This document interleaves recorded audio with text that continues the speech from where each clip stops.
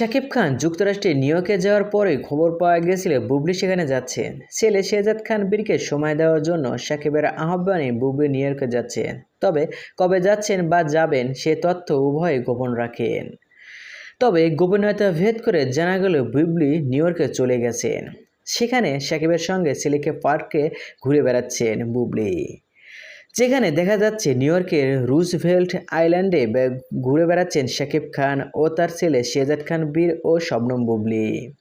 তাদের পার্কে একটি কালো রঙের গাড়িতে করে নামতে এসে দেখা যায়। গাড়ি থেকে নেমে শাকিবের বীরের হাত ধরে এগোচ্ছিল আর পিছনে আসছিল শবনম বুবলি। ধারণা করা হচ্ছিল নিউ ইয়র্কের বাঙালির অসুদ্ধি এলাকা এড়িয়ে ছেলেকে নিয়ে একটু ঘুরে বেড়াচ্ছেন, রুজভেল্ট আইল্যান্ড বেছে নেন। চিত্রনায়িকা শবনম বুবলি তার হ্যান্ডেলে এই সবগুলো ছবি পোস্ট করে, যেখানে দেখা যায় শাকিব খানের সঙ্গে ছেলেকে নিয়ে বেশ আনন্দময় সময় কাটাচ্ছেন শাকিব খান।